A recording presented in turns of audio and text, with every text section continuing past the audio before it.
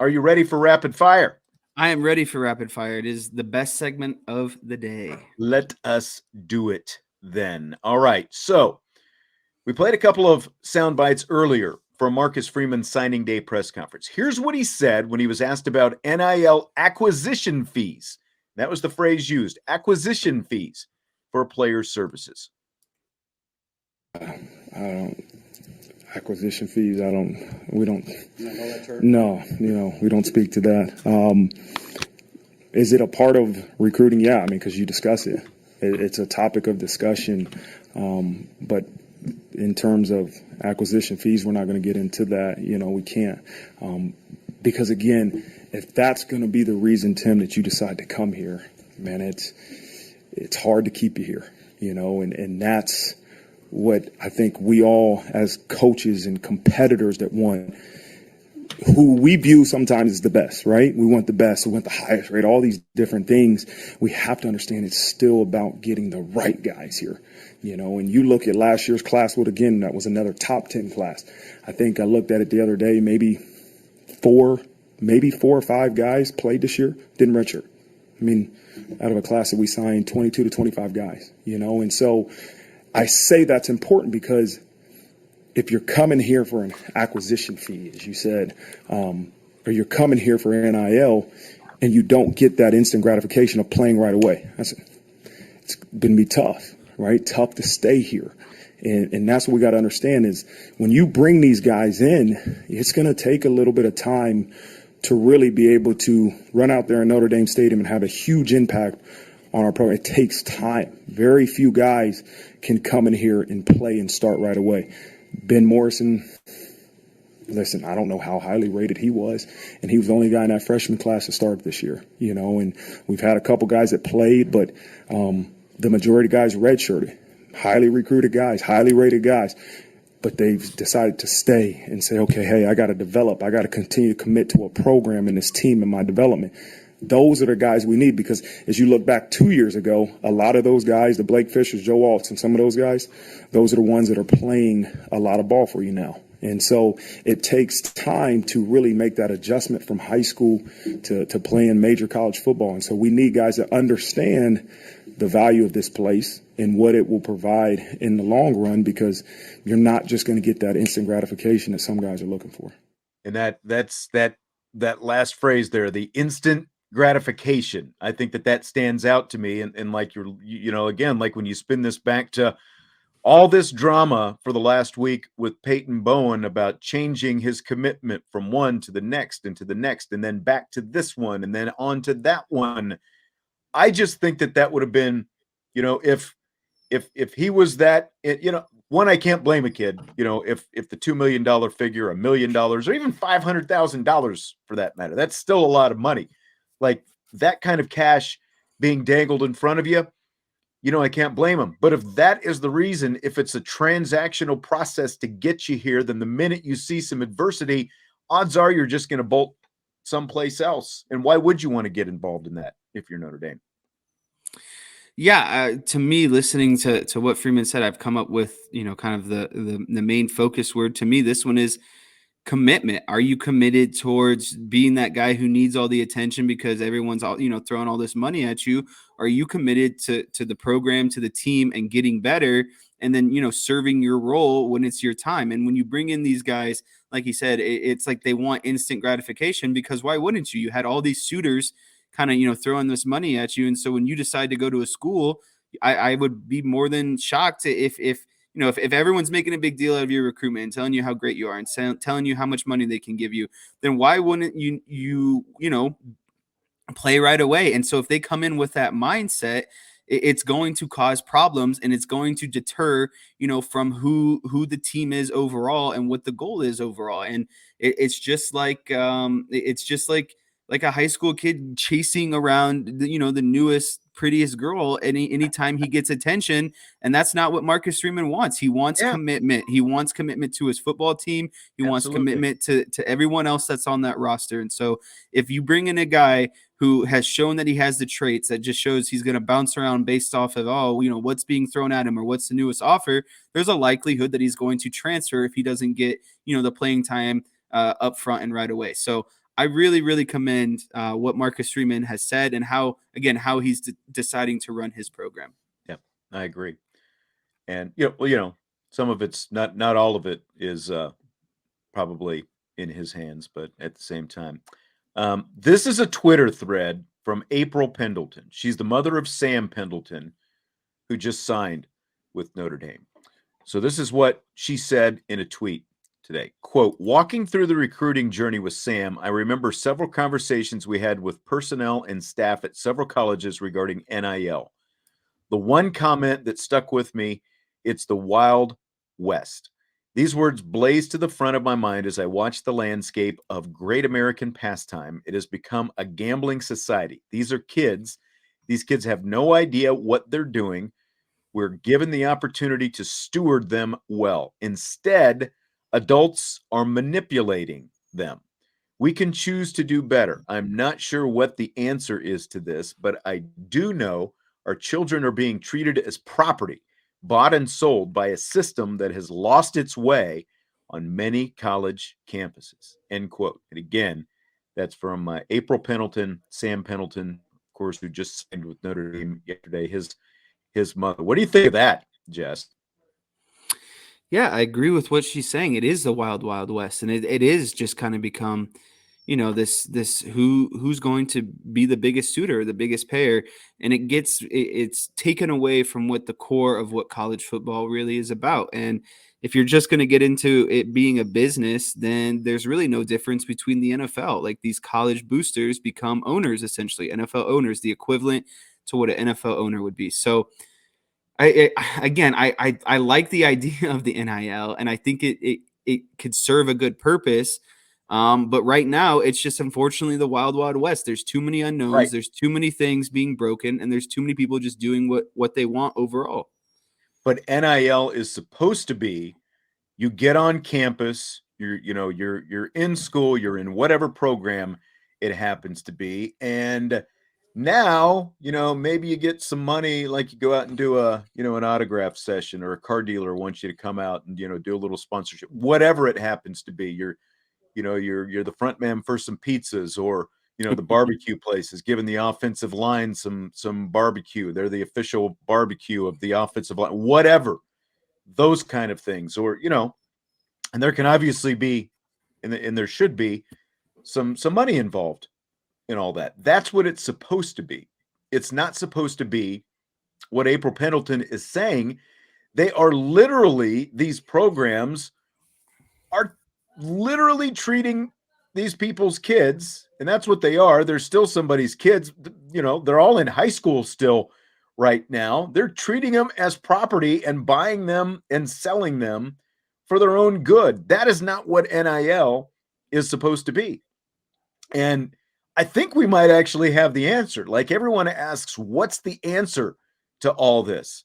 If these moms and dads and, like, families of these recruits turn this, if they are the ones, who kind of push this forward and, one, put their foot down, put their feet down, but combine forces. And, like you used to have, like back in, I think when I was in high school, it was like that MADD, Mothers Against Drunk Driving, those kind of, activism groups. I'm just using that as an example because that's the best I can think of right now. But like, if the moms get together, the dads get together, and actually create some kind of force to essentially repel this kind of stuff, I think you might actually get somewhere with it. Now, for some people, for whatever percentage, money is still going to talk in all this. But I think if the parents take some kind of, action in all this, maybe that's where it needs to start.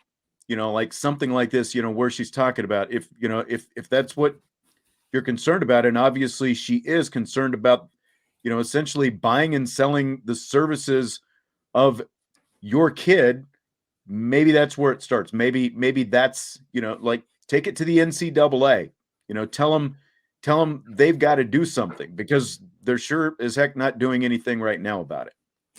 Yeah, and unfortunately, you have the parents, like someone like Mrs. Pendleton. But then, in my opinion, you have the parents of like Drayk Bowen's, or not, sorry, Peyton Bowen's father, who clearly seemed to be influencing him. Right. You know, I'm not trying to, you know, No. this is just And speculation. that's what but Tanner's saying. Not going to happen. Parents are part of the problem. Some parents are part of the problem. Just like, this is a concern to April Pendleton.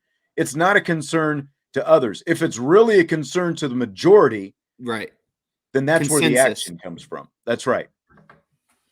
But there are obviously plenty of families who, need the money and they're going to jump on the money. They're not going to care, Yeah, the buying and whatever.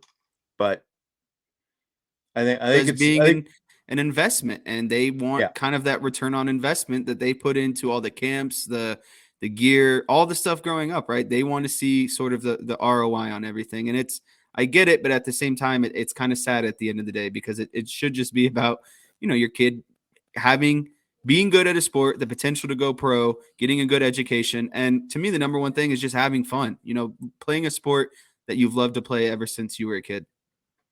So on a scale of 1 to 10, how glad are you this Peyton saga is over now? I'm glad. I'm going to say a 10. I'm just glad it's over. I'm hoping that we can move on to, other things. We can focus on the bowl game, and we can really, relish and respect to the overall class that Marcus Freeman put together, because right now it seems like it's a dampering effect, and taking away kind of the spotlight from all the hard work that Freeman and his staff did, in this recruiting class. Yeah. Yeah, it's pretty high for me as well. I'd probably put it at 10. There's a part of me, it's like, wow, it's like it's someone who does a show every day. We're always glad to have different content. This kind of content's a little bit different though, because it's dragging everyone back and forth and like playing with everyone's emotions and quite frankly, you're messing with when one person does something like this. They're not only making a decision for themselves and in part their families, but it's also impacting the coaches of all these schools who are involved, and it's impacting the other recruits of the schools who are all involved. And again, I think this is a young kid. He's got some growing up to do. I don't think that statement that we read earlier was all completely written by him. Maybe the thoughts and sentiments are at least in part his. Hopefully he really does learn something from this, but he's not going to have very many Notre Dame fans down the line. That's for sure. So in the meantime, is there a member of this class, the guys who actually did sign with Notre Dame, is there a member of this class you're most excited or intrigued by? Yeah, you kind of stole my thunder a little bit earlier when you started talking about the one Drayk Bowen, but he's got to be the person that I'm most excited about. And I honestly, there's kind of some jealousy, because he is ultimately, what I would want it to be, a Notre Dame linebacker, a two-sport athlete playing, baseball as well. And then you start looking into his stats overall in his career. You talked about it, he's a Mr. Football winner.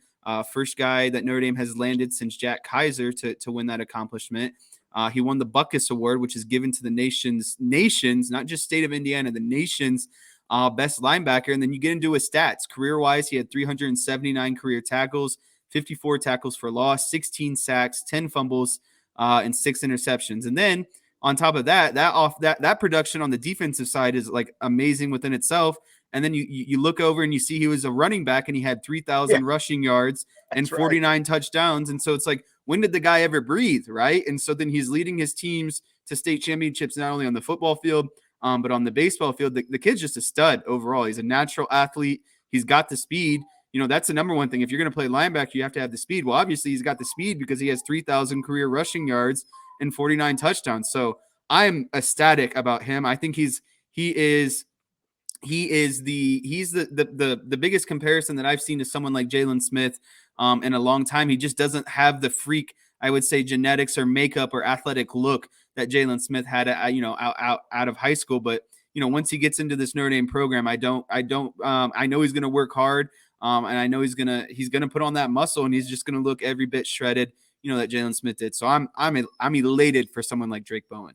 Yeah, I think he's going to be a beast here, and that's who I was going to go with as well. The receivers like Greathouse and James, I could throw them in, just because of what the receiving core looks like going forward. I think these guys are going to have great opportunities, but like throw Drayk Bowen out there in that Mitchapalooza package, let's do some different stuff with the Mitchapalooza and get Drake out there as well. And, do some, and then like we said earlier, he is going to play baseball as well. I think this kid, it's like the Bowen who is actually here. That's the guy I think he's more impactful than Peyton Bowen. If Drayk Bowen would have left, I would have been I would have been more upset than what's been going on with Peyton Bowen. Yeah. These linebackers these last couple years are getting twitchier, man. Imagine Collie, Sneed, and Bowen all on the same field at the same time. Exactly. Twitchy, explosive linebacker types. And that's what this guy is going to get. And Billy brought this up earlier, and I was saving this because I, knew that I was going to talk about him. He was a 5-star when he committed, and so was Vernon, the defensive lineman out of Ohio. And I had forgotten about that when we were talking about that earlier. But you're absolutely right. But then all of a sudden, the rating changes and all this stuff, and it's crazy. It's insane how the winner of the National Dick Butkus Award, the award given to the best linebacker in the nation, could not be a 5-star. Yeah, and it's a largely with what you were talking about earlier. Drayk Bowen committed to Notre Dame, and he committed to Notre Dame. And so when other schools weren't throwing out offers, started losing offers. His stock went down, but it's not his fault. He was committed and knew where he wanted to play. Yeah. And the other side of this whole thing with Bowen is like, this is the guy who was working on the other Bowen, Peyton. Oh, he was working on everyone. Yeah, but I always see him tweeting out. He's been, there's always like kind of a ringmaster, and this is a ringleader, and he has been one of the biggest ones in the last few years that I can remember. He's been out there, out front, beating the drum, keeping them all together. That's the guy you want to get behind when he gets here as well. Exactly. So, you can tell he's just a natural born leader already. Yep. Fill in the blank. It is blank that JT Daniels is now transferring to Rice to finish his college career. Honestly, I thought about this one for a while, and it's sad, in my opinion, that JT Daniels is going to Rice. And hear me out because of this, because he coming out of high school, he was the #1 recruit in the entire nation. He committed to USC. He started as a true freshman, only the second time in program history that a quarterback has started as a true freshman. And honestly, he tore it up as a freshman. 2,700 passing yards, 14 touchdowns, 10 interceptions, 60% completion percentage. At that point, you're like, wow, this guy's going to be the next guy, right? He's going to be the next Matt Leinart. He's going to be, the next USC great quarterback. So then what happens next year? Game 1, tears his ACL in the first game. And I think that kind of led to his ultimate kind of downward slope after that, because then he transfers to Georgia. He didn't even – his first year at Georgia, he wasn't even the starting quarterback. He wasn't even the backup quarterback. He was the third string quarterback. And then a couple injuries propelled him, into some games. He played 4 games at Georgia, 1,200 passing yards, 10 touchdowns, 2 interceptions. And then the next season at Georgia, he's the starter. He beats out Stetson Bennett. He plays for 5 games, but then he's going through these kind of oblique injuries. Bennett plays all right. And then Georgia decides, even though that he's come back, they're going to stick with, Stetson Bennett. And he goes on to West Virginia. Obviously, after that, has a, pretty mediocre season, 10 games, 2,100 yards, 13 touchdowns, 9 interceptions. And now he's transferring to Rice. So to me, it's sad because you start out as this #1 quarterback in the country. You're at USC, you're starting. And now you're Rice. You're at Rice. Yeah. In your 5th year as a senior, you're at Rice of all places. So I just feel for the guy. I feel like he's just gone. He's just this horrible kind of path that he's been on through different injuries. But unfortunately, that's kind of the landscape of how things are, right? You never know where you're going to end up. Yeah. John said JT should have declared for the NFL draft. I kind of wonder at this point, like where he would have been, but again, like the path that you were talking about to go from USC to Georgia, West Virginia for just a year, and now you're at Rice. Like, did he end up at Rice because, again, this is a guy we talked about. He ended up at West Virginia last year, and people complained about Notre Dame not bringing in a transfer quarterback this, for this season, JT Daniels had some interest in being at Notre Dame, but he didn't want to compete for the job. He wanted to be named the starting quarterback. So, like, is he at Rice because they said, yeah, we'll guarantee you the job? You're JT Daniels. We're Rice. Like, what have we got to lose by saying you're the starting quarterback? We get you for a year. And that's what it felt like. Yeah, exactly. That's what it seems like to me. And Conference USA is where Rice is, by the way. Somebody asked. Man, to go from Pac-12 starting quarterback at USC, reclassified to join USC, so he got to, he early enrolled and all that stuff, to now as a fifth-year senior being the starting quarterback at Rice. It's just way different. I can only imagine kind of, what he's been going through, psychologically. Yeah, I concur. Fill in the blank. It's blank that Zack Martin, Notre Dame alum, is going to his 8th Pro Bowl in 9 years, but he has just 6 holding penalties in his 9 seasons. I think this might be the only time Notre Dame people will approve of us talking about the Cowboys, because it's Zack Martin, right? He was a Notre Dame guy, but it's astonishing what Zack Martin has done in his career. You talk about Pro Bowl selections, but to me, what's more important is those all pro selections, and to have those all pro selections be similar, equal, even probably more than the holding penalties career wise. Like, they were talking about it the other night. You have Zack Martin, Tyron Smith, and Jason Peters all on the same offensive line. Right now, those are all 3 future Hall of Famers, no doubt about it. So when you talk about Zack Martin specifically, he's just an insane beast. The definition of consistency, greatness. Yeah, as I wanted to say expected, but I didn't want to seem too arrogant about this one. But it's just what he's been able to accomplish is just, how can you consistently be that good over and over and still be that kind of flawless at the same time? Because, like, penalties happen, but to be that good and to have that many, or that the lack of penalties is just, it's astonishing in my opinion. Yeah, and he actually, there was an interview, I think a couple of weeks ago, after he was called for that 6th holding penalty. Like, he talked to somebody, he said, look, I've held more than 6 times. It's just didn't get flagged. Just that I know when to hold and how to hold so that I don't get flagged. And that's part of it as well. But that's part of being smart. That's part of being great, and not being flagged for that. But he is such a technician is what he is. It's like he is so, you can kind of take him for granted because he's a guard. He's not a tackle. But, I don't know how many times that I've texted you, when they're running the ball in short yardage situations, if you're not just running to the right behind number 70, what are you doing out there? It is not that hard. Just like if you're the Indianapolis Colts, you get behind 56, Quentin Nelson. You just get behind Zack Martin and go. That's all there is to it. And the other part of this is, I saw like the he stand-esque, like, that's coming back, baby. Zack Martin, a he stand guy. Quentin Nelson, of course, recruited by Harry Heastand. These dominant offensive linemen are coming back, and Zack Martin is just a technician. That's all he is. Year in and year out, he is just steady. He is consistently the best interior offensive lineman in the NFL. I know Quentin Nelson is good, and like Quentin Nelson is more the highlight reel, just dominating type stuff. But Zack Martin is just a technician at his job. He is very good at his job, and I'm glad we've got him. I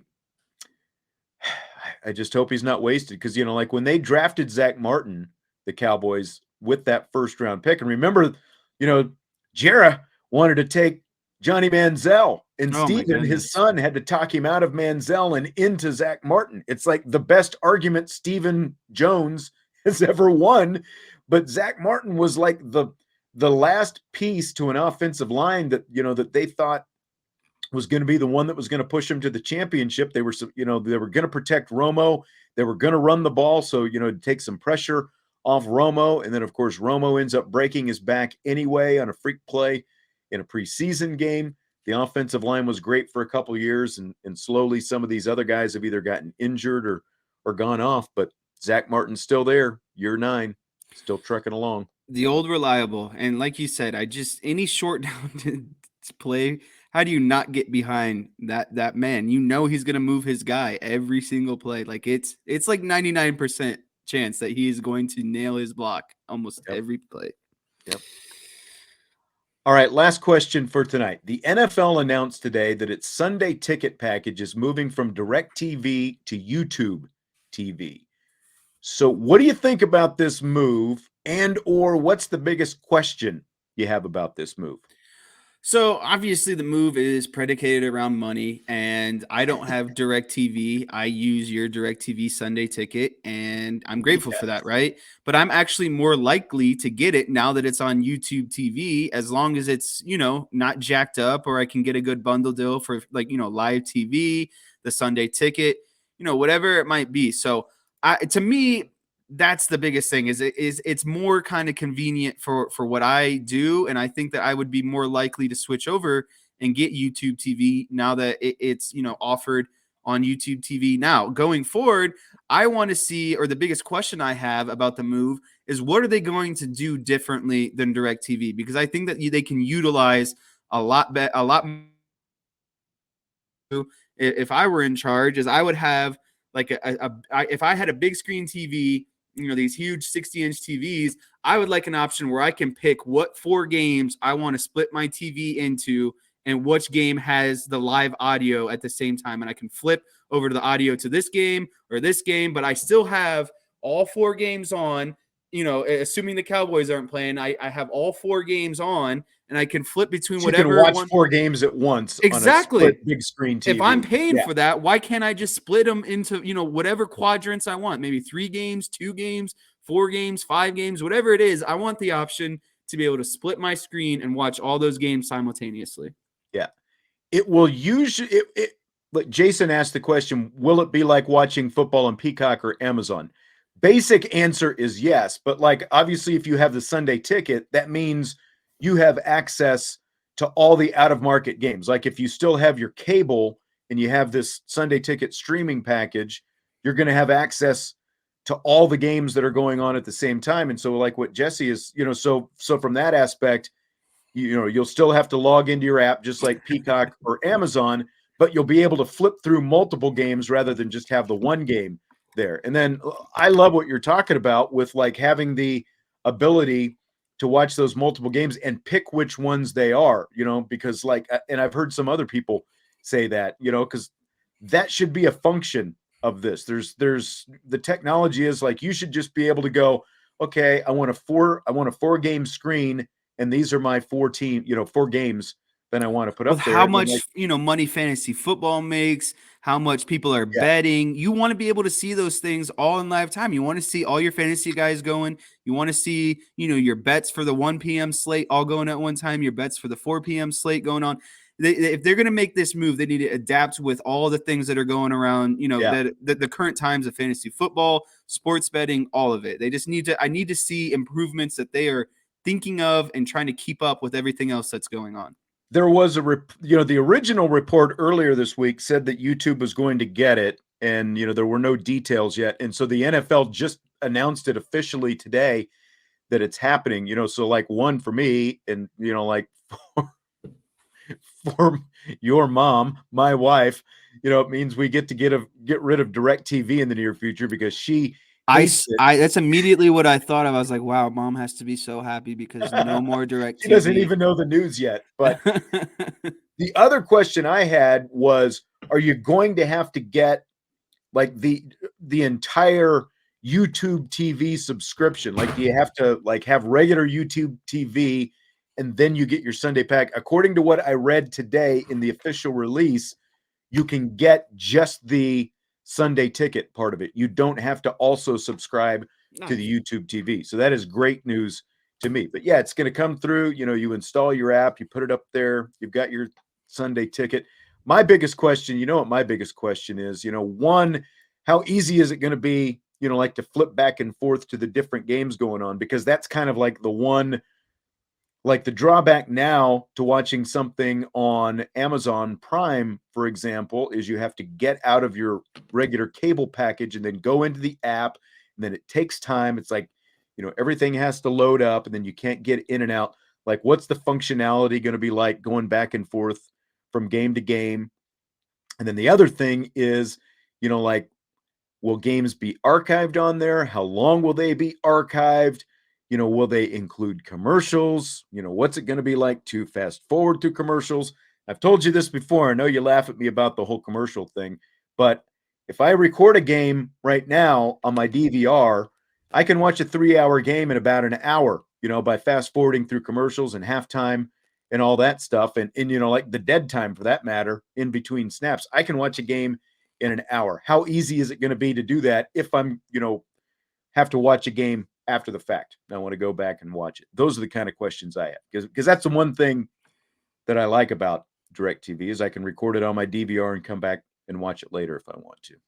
I would be a fan of, what about like during commercial breaks, a little like QR code pops up on the screen that says, FanDuel right now offering these live odds, and like some kind of like I think live that's got to be coming next. intermission kind of bettings. Yeah. During commercials, allow people to scan a quick QR code, takes you right to the app. You get, maybe some boost and some odds, some live odds have moved a little bit. That's another aspect I would like to see, because again, sports betting is here now. And I think that if YouTube TV and everyone wants to utilize this to the best of the ability, intertwine into those. And what better way to pass along, past the commercials and the breaks and all that stuff, than, offering some in-game live betting. Who says no? I'm a little hopped up on caffeine today, Travis. There's weather outside. I've drank too much coffee earlier today, so I'll try. I'm also wound up about, I do like my Sunday ticket, so I'm excited, but I'm also a little nervous about it. And, like Jason said, love the fast forwarding. I'll put myself on pause or slow speed or half speed, I guess, like a podcast. So, well, I think that's going to do it for tonight. Where are you, by the way? What city are you in? I'm going to try to find this all the way. Who am I looking for here? Someone said it in the chat. It was hot in the chat early in the beginning. I can't remember his name. It was D something. I'm in Columbus, Ohio right now. Okay. I am. The snow seems to be coming any second now. And so we have a lot of traveling to do between, different parents' house, coming to you guys in Indiana in a couple of days. So it'll be interesting. I'm glad I'm not in the northern, a little bit north right now, because I think Columbus is only going to get a little bit of it, but I'm afraid for when we start traveling that way. Hopefully the roads are cleared off by that point. Yep. So everyone's wishing everyone Merry Christmas. Don't forget, Jesse and Vince and I will be here tomorrow, Friday, 5:00 Eastern time for the Friday Rapid Fire show. So we've got that coming up tomorrow at 5:00, and that will officially get you into your Christmas weekend. So if you're someplace where it's snowing and blowing and blizzard and whatever, stay warm, stay safe, and all that kind of stuff. But we appreciate you stopping by tonight. Do hit that like button before you leave, because it helps us out, and subscribe to the show, rate the show, review the show, all that kind of good stuff. Appreciate everyone for showing up. Merry Christmas if we don't talk to you tomorrow. Have a great weekend, and we will be back next week. And of course, also next Friday, week from Friday, we've got the IB Countdown to Kickoff at 10 a.m. before the Gator Bowl. So if you're at work, you might have to sneak in your AirPods or your earbuds or whatever. But we will be with you Friday, the day of the Gator Bowl as well. Jesse, I will talk to you soon. Happy holidays, everyone. See you tomorrow. Yep, absolutely. IB Nation Sports Talk.